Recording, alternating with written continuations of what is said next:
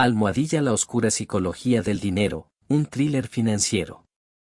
Hay un hombre en Manhattan que gana $400,000 al año y que no puede dormir por las noches porque está convencido de que es pobre. Y hay una mujer en un pequeño pueblo de Kansas que limpia casas por $9 la hora y que se siente completamente libre. Y si crees que entiendes por qué esto es así, entonces no has prestado suficiente atención a la guerra invisible que se libra cada segundo dentro de tu propia mente, una guerra donde el enemigo no es la falta de dinero sino algo mucho más oscuro, mucho más primitivo, algo que ha estado ahí desde que los primeros homínidos intercambiaron carne por protección y descubrieron que el valor no es una cifra sino una emoción, un sentimiento que puede destruirte incluso cuando tus cuentas bancarias desbordan de ceros. Este hombre de Manhattan, llamémosle Rachel porque su nombre real no importa aunque su historia sí, este hombre tiene un apartamento con vistas a Central Park, conduce un Tesla, cena en restaurantes donde una botella de vino cuesta lo que otras personas ganan en una semana, pero cada mañana cuando se mira al espejo ve los ojos de su padre, un inmigrante que llegó a América con $200 cosidos en el forro de su chaqueta y que le enseñó que el dinero no es algo que tienes sino algo que pierdes, y esa lección, esa maldita lección grabada en su amígdala como un hierro al rojo vivo, es más poderosa que cualquier extracto bancario, cualquier cifra, cualquier evidencia objetiva de que está bien, de que está a salvo, porque el cerebro humano no funciona con lógica cuando se trata de supervivencia y el dinero, querido lector, es supervivencia disfrazada de números en una pantalla. La verdad que nadie quiere admitir, la verdad que las escuelas de negocios y los asesores financieros evitan porque destruiría su industria entera, es que tus decisiones con el dinero no tienen casi nada que ver con el dinero en sí, tienen que ver con quién eras cuando tenías 7 años y escuchaste a tus padres discutir sobre las facturas a las 3 de la madrugada, tienen que ver con la primera vez que sentiste vergüenza por no poder comprar lo que otros niños tenían, tienen que ver con él. Momento exacto en que tu cerebro conectó la ecuación mortal de que tu valor como ser humano está directamente relacionado con los objetos que posees, y una vez que esa conexión neuronal se establece, una vez que esa sinapsis se forma en la corteza prefrontal mientras tu sistema límbico la refuerza con descargas de cortisol cada vez que ves a alguien con algo mejor que tú, entonces estás atrapado en un bucle que ninguna cantidad de educación financiera puede romper porque no estás luchando contra la ignorancia, estás luchando contra la programación, contra el código fuente de tu propia identidad. Los investigadores de economía conductual en Princeton descubrieron algo perturbador hace una década, algo que publicaron en un paper que fue ignorado por todos excepto por un puñado de psicólogos que entendieron sus implicaciones, descubrieron que cuando muestras a personas imágenes de dinero, incluso por una fracción de segundo, tan rápido que el consciente ni siquiera lo registra, sus cerebros activan las mismas regiones que se encienden durante el dolor físico cuando ese dinero desaparece de la pantalla, como si perder dinero imaginario en un experimento controlado fuera equivalente a que alguien te golpeara en el estómago, y esto no es una metáfora, esto es neurociencia pura. Esto es tu cerebro reptiliano confundiendo billetes con comida, con refugio, con la diferencia entre ver otro amanecer o morir en la oscuridad prehistórica. Pero hay algo aún más oscuro en juego aquí, algo que se esconde en las sombras de cada transacción que haces, cada compra que justificas, cada inversión que evitas, y es esto. Escucha atentamente porque esto es donde la cosa se pone realmente inquietante, no tienes miedo de perder dinero, tienes miedo de perder la historia que te cuenta sobre quién eres, y el dinero es el narrador más convincente que existe, es el que escribe tu identidad en el mundo visible, es el que traduce tu yo interno en señales externas que otros pueden leer, y cuando gastas dinero que no tienes en cosas que no necesitas para impresionar a personas que no te importan, como dijo alguien mucho más sabio que yo, no estás siendo irracional. Estás siendo perfectamente racional dentro de un marco psicológico donde tu estatus social determina tu acceso a oportunidades de apareamiento, a coaliciones protectoras, a recursos compartidos. Estás actuando exactamente como tus ancestros actuaban cuando se ponían las pieles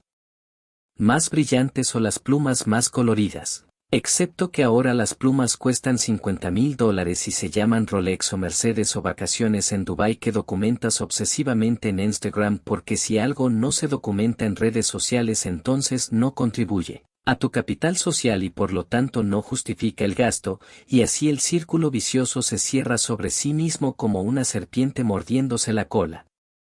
Déjame contarte sobre Sarah, una abogada corporativa en Londres que ganaba lo suficiente para vivir cómodamente pero que tenía una deuda de tarjetas de crédito de casi 50,000 libras, y cuando su terapeuta finalmente le preguntó, después de 6 meses de sesiones donde Sarah hablaba de todo excepto del dinero, le preguntó qué compraba con esas tarjetas, Sarah se quebró. Literalmente se desmoronó en el sofá y confesó que cada compra era un intento de llenar el vacío que sentía cada vez que su madre, una mujer que había sacrificado su propia carrera para criar a sus hijos, le decía con esa voz cargada de decepción apenas disimulada que estaba orgullosa de ella, porque Sarah había aprendido sin que nadie se lo dijera explícitamente que el amor de su madre era condicional, que dependía de sus logros, de su éxito visible. Y cuando te das cuenta de que estás comprando ropa de diseñador y cenas caras no para ti sino para el fantasma de aprobación materna que nunca recibiste, cuando entiendes que cada transacción es en realidad un grito desesperado hacia una figura de autoridad que murió hace 5 años y que nunca te dijo que eras suficiente tal como eras, entonces empiezas a ver que el problema no es la falta de control financiero. El problema es que estás usando el dinero como lenguaje emocional en una conversación con fantasmas. Y aquí es donde entra la pérdida aversiva, ese sesgo cognitivo que los economistas ganadores del Nobel descubrieron y que básicamente dice que el dolor de perder $100 es aproximadamente 2 veces más intenso que el placer de ganar $100. Pero esto no es solo una curiosidad académica. Esto es la explicación de por qué personas inteligentes se quedan en trabajos que odian porque el miedo a perder el salario seguro supera el potencial de ganar más haciendo algo que aman, esto es por qué inversionistas experimentados se aferran a acciones que están cayendo en picada porque vender significaría admitir la pérdida, convertirla de potencial a real, y el cerebro humano hará casi cualquier cosa para evitar esa conversión, incluso destruir su propio patrimonio. Incluso arruinarse completamente antes que enfrentar el momento de reconocimiento donde tienes que admitir que te equivocaste, que perdiste, que fallaste. Los estudios de neuroimagen muestran que cuando las personas enfrentan pérdidas financieras potenciales, su ínsula, la parte del cerebro asociada con el disgusto y el dolor físico, se ilumina como un árbol de Navidad, mientras que las ganancias potenciales apenas causan un destello en el estriado ventral, el centro de recompensa, y esta asimetría, esta cruel asimetría evolutiva, tiene sentido perfecto si recuerdas que nuestros ancestros que fueron demasiado descuidados con sus recursos murieron. Fueron eliminados del acervo genético, mientras que los paranoicos, los acumuladores, los que trataban cada pérdida como una amenaza existencial, esos sobrevivieron el tiempo suficiente para reproducirse y pasarte sus genes ansiosos.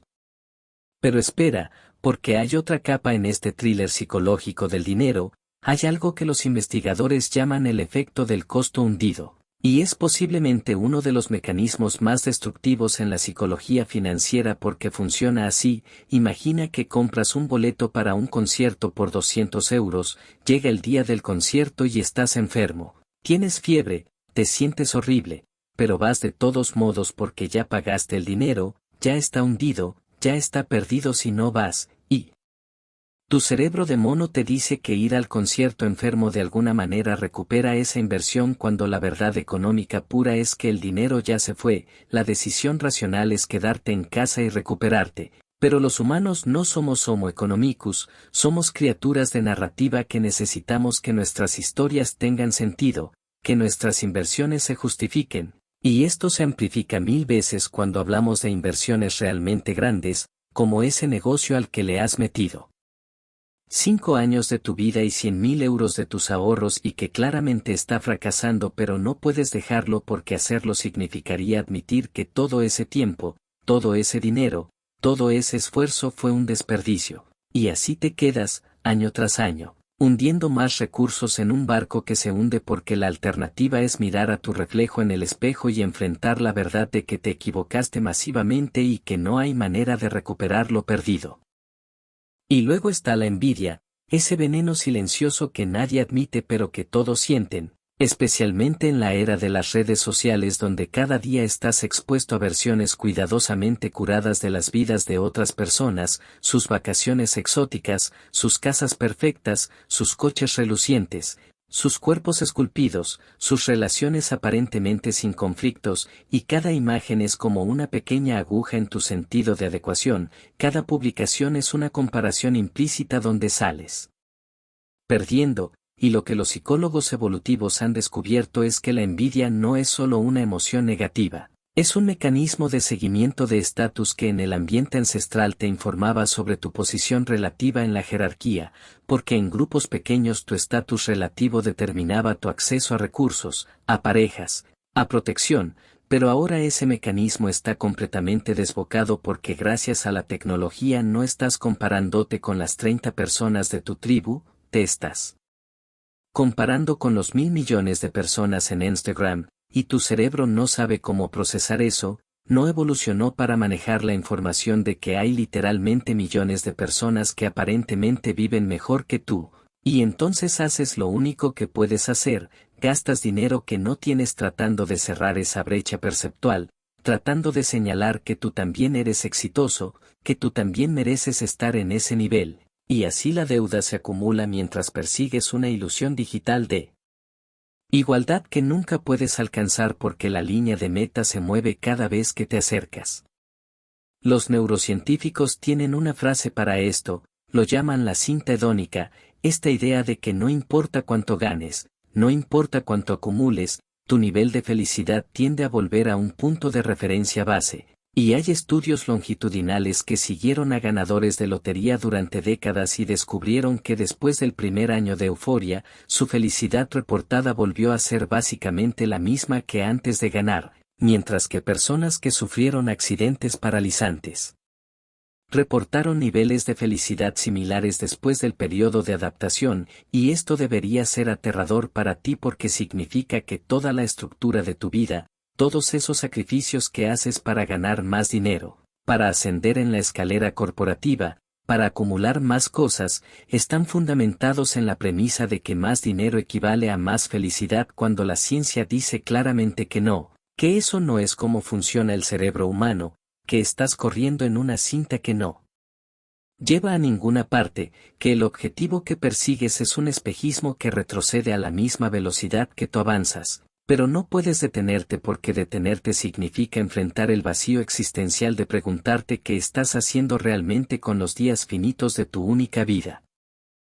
Y aquí llegamos a algo realmente oscuro, algo que emerge cuando entrevisté a operadores de bolsa durante la crisis financiera de 2008, hombres y mujeres que perdieron millones en días, que vieron sus carteras evaporarse como agua en el desierto, y lo que me dijeron una y otra vez, lo que susurraban como si confesaran un pecado mortal, es que la parte más difícil no fue perder el dinero, fue perder la identidad que el dinero les había proporcionado, porque cuando eres rico, cuando tienes éxito visible, el mundo te trata diferente, las personas te escuchan cuando hablas, respetan tus opiniones incluso cuando son estúpidas, te abren puertas, te invitan a eventos exclusivos, te hacen sentir importante. Y luego cuando el dinero desaparece, cuando la fachada se derrumba, descubres que todo ese respeto, toda esa atención, no era para ti, era para tu dinero, era para lo que representabas. Y lo que queda cuando quitas el dinero es esta pregunta aterradora de quién eres realmente sin él. ¿Qué valor tienes como ser humano cuando no puedes señalar tus posesiones como prueba de tu valía? Y muchas personas simplemente no pueden responder a esa pregunta porque han externalizado completamente su sentido de identidad, lo han anclado a cosas materiales, y cuando esas cosas desaparecen, ellos también desaparecen, se convierten en cascarones vacíos que caminan por el mundo preguntándose cómo reconstruir el yo que perdieron. Pero hay un giro en esta historia, un giro que emerge cuando empiezas a estudiar a las personas que realmente tienen una relación saludable con el dinero. Y no estoy hablando de los gurús de finanzas personales con sus fórmulas simples y sus consejos genéricos, estoy hablando de personas que genuinamente sienten paz con respecto al dinero independientemente de cuánto tengan, y lo que descubres cuando hablas con ellas, cuando realmente profundizas en su psicología, es que han hecho algo radical. Han desconectado su autoestima de sus posesiones, han dejado de usar el dinero como lenguaje emocional, han reconocido que el dinero es simplemente una herramienta, un recurso neutro que puede usarse para crear experiencias y libertad pero que no puede llenar vacíos emocionales, no puede sanar traumas infantiles, no puede comprarte amor o respeto genuino. Y una vez que internalizas esto, una vez que realmente lo entiendes no solo intelectualmente sino en tus huesos, en tu sistema nervioso, entonces algo extraordinario sucede, las decisiones financieras se vuelven increíblemente claras porque no están contaminadas por toda esta carga emocional, por todos estos motivos ocultos, por todas estas necesidades inconscientes.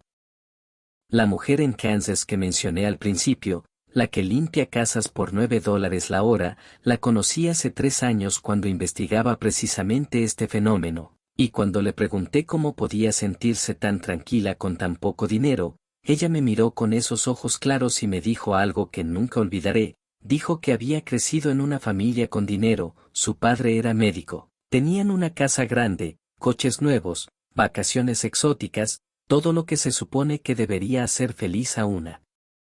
familia, pero dentro de esas paredes había violencia emocional constante. Había un padre que usaba su dinero como instrumento de control, que retiraba su apoyo financiero como castigo, que enseñó a sus hijos que el amor era transaccional, que tenían que ganarse cada dólar con sumisión y obediencia, y ella dijo que el día que se fue de esa casa, cuando tenía 18 años sin nada más que una mochila y $50, fue el día que empezó a respirar de verdad por primera vez en su vida, y ahora, décadas después, vive en un apartamento pequeño, conduce un coche viejo, tiene lo suficiente para pagar sus cuentas y no mucho más, pero es libre, genuinamente libre de una manera que su padre con sus millones nunca fue, libre de la tiranía de tener que mantener apariencias, libre de la ansiedad de perder lo que tiene, libre de la necesidad de impresionar a nadie, y esa libertad, esa paz mental, no tiene precio en ningún mercado del mundo. Esto nos lleva a lo que podríamos llamar la paradoja central de la psicología del dinero, que es esta: el dinero puede comprarte libertad pero solo si no lo usas para comprar identidad, puede comprarte seguridad pero solo si no lo usas para comprar amor, puede comprarte comodidad pero solo si no lo usas para llenar vacíos emocionales. Y el problema es que la mayoría de las personas nunca aprendieron a separar estas cosas, nunca nadie les enseñó que hay una diferencia entre usar el dinero como herramienta y usar el dinero como muleta psicológica, y así pasan sus vidas enteras en esta extraña zona gris donde tienen suficiente dinero para sobrevivir pero nunca suficiente para sentirse seguros porque lo que realmente buscan no es seguridad financiera, es seguridad emocional, y esas son dos cosas completamente diferentes que habitan en regiones completamente diferentes del cerebro y que requieren soluciones completamente diferentes. Los datos de investigación sobre esto son claros hasta un punto inquietante. Hay un umbral, alrededor de $75,000 anuales en Estados Unidos ajustado por costo de vida local, donde el dinero adicional deja de tener un impacto significativo en el bienestar emocional día a día, puede aumentar tu satisfacción de vida general en el sentido de que te sientes orgulloso de tus logros, pero no te hace más feliz en el momento a momento, no reduce tu estrés diario, no mejora tus relaciones, y sin embargo la mayoría de las personas que ganan el doble o el triple de esa cantidad siguen sintiendo que no tienen suficiente, siguen sintiendo ansiedad financiera, siguen tomando decisiones desde un lugar de escasez percibida, y esto es porque el problema nunca fue cuánto dinero tienen, el problema es el guión mental que corren cada vez que piensan en dinero. Ese guión que fue escrito hace décadas por experiencias que ya no son relevantes pero que siguen controlando el show. Desde las sombras.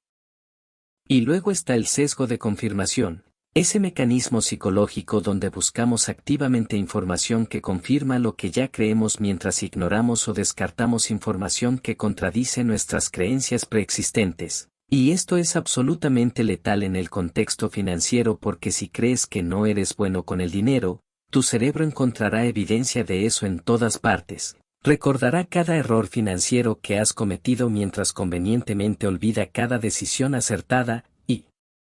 así se crea este bucle de retroalimentación autorreforzante donde tu creencia de incompetencia financiera se convierte en una profecía autocumplida. Cometes errores porque crees que cometerás errores, lo cual proporciona más evidencia de que no eres bueno con el dinero, lo cual hace más probable que cometas más errores, y así el ciclo continúa, generación tras generación en algunas familias, donde la creencia de que no somos buenos con el dinero se transmite como un gen defectuoso,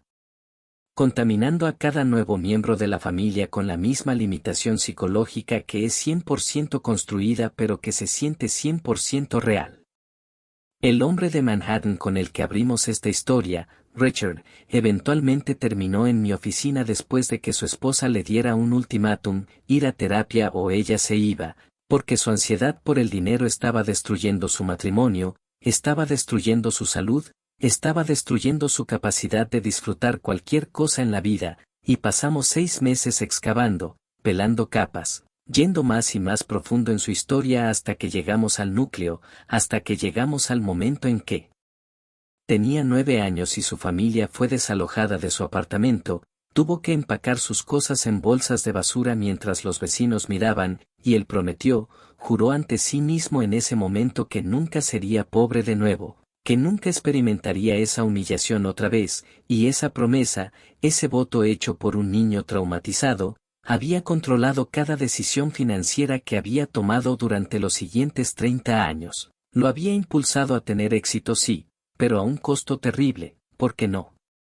importaba cuánto ganara, no importaba cuánto acumulara, nunca podía desactivar ese sistema de alarma de supervivencia que se había instalado ese día del desalojo. Su cerebro seguía interpretando cada fluctuación del mercado de valores como una amenaza existencial, seguía tratando su cuenta bancaria de 6 cifras como si pudiera evaporarse en cualquier momento, y el quiebre, el momento de transformación real, llegó cuando finalmente pudo ver que el niño de 9 años que hizo esa promesa estaba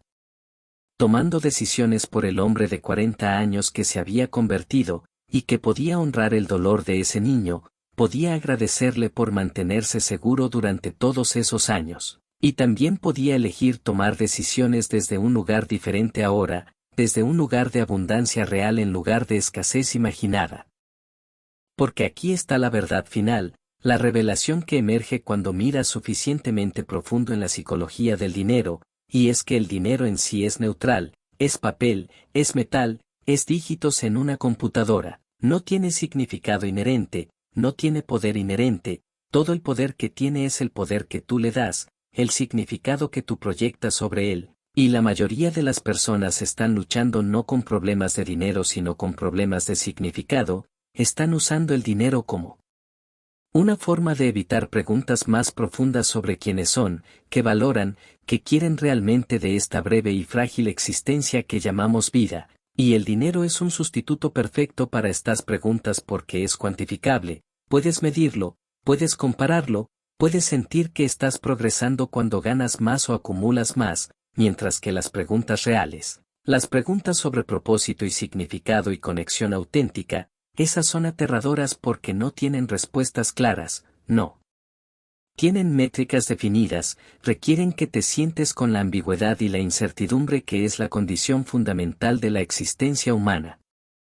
Los estudios de gratificación diferida, aquellos famosos experimentos con niños y malvaviscos donde los niños que podían esperar por una segunda golosina tenían mejores resultados en la vida. Esos estudios fueron replicados recientemente con un giro interesante, cuando controlaron por el nivel socioeconómico, descubrieron que los niños pobres que tomaban el malvavisco inmediatamente no lo hacían porque carecían de autocontrol, lo hacían porque su experiencia de vida les había enseñado que las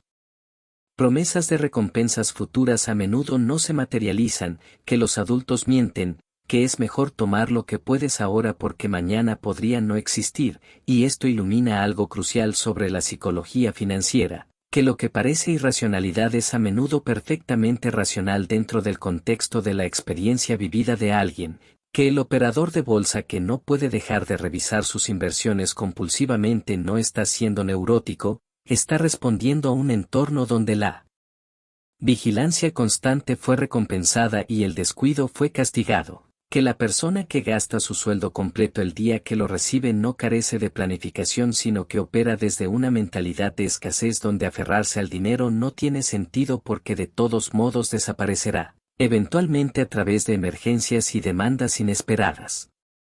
La codicia, ese impulso insaciable por más, no es un defecto de carácter sino un mecanismo de supervivencia que se volvió loco en un entorno de abundancia artificial. Porque en el ambiente evolutivo donde no había garantía de encontrar comida mañana, donde los recursos eran genuinamente escasos, tener el impulso de acumular más cuando tenías la oportunidad era adaptativamente valioso, te mantenía vivo durante las hambrunas, durante los inviernos duros, durante los periodos de escasez, pero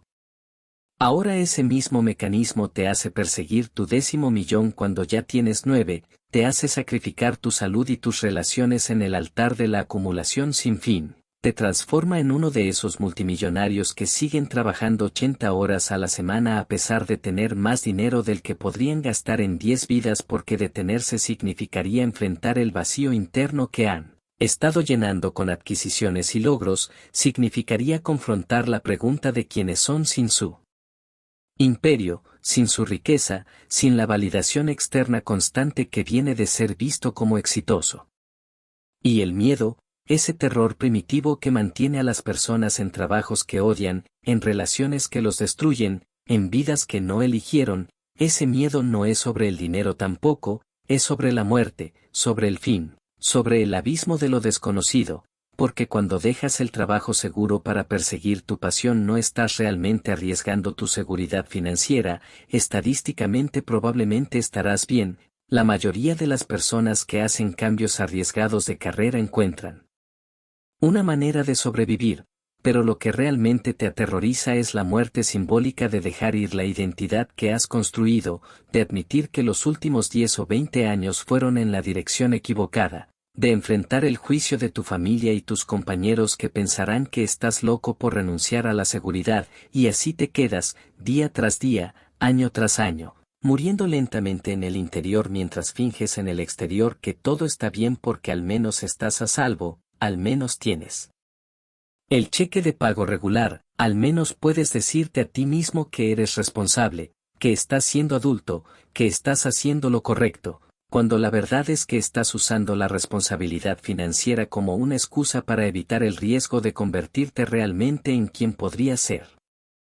Y finalmente llegamos al control, a esa ilusión fundamental que mantiene a tantas personas atrapadas en patrones destructivos, la ilusión de que si tan solo pudieras controlar suficientemente tus finanzas, si tan solo pudieras hacer el presupuesto perfecto, encontrar la inversión correcta, optimizar cada gasto, entonces finalmente te sentirías seguro, finalmente tendrías paz mental. Pero esto es como pensar que puedes construir muros suficientemente altos para mantener fuera la incertidumbre.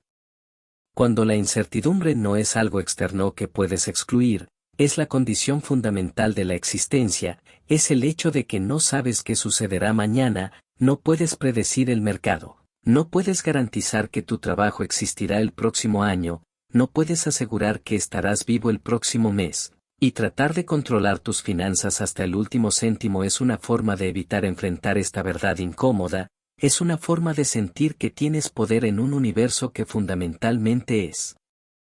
indiferente a tus planes, y la paradoja cruel es que mientras más tratas de controlar, más ansioso te vuelves, porque el control es un espejismo que nunca puedes alcanzar completamente, siempre habrá gastos inesperados. Siempre habrá fluctuaciones del mercado, siempre habrá emergencias que rompen tu presupuesto cuidadosamente elaborado. Y cada una de estas disrupciones no solo es un problema financiero sino una crisis existencial porque amenaza tu sensación de control, tu historia de que puedes manejar esto, tu creencia de que eres el amo de tu destino financiero. Las personas verdaderamente libres financieramente, las que he estudiado durante años, no son las que tienen más control sino las que han aprendido a rendirse al flujo impredecible de la vida, las que han construido suficiente flexibilidad y resiliencia en sus sistemas para poder rodar con los golpes, las que entienden que la verdadera seguridad no viene de acumular recursos sino de saber que puedes adaptarte a lo que sea que la vida arroje en tu camino, las que han hecho las paces con la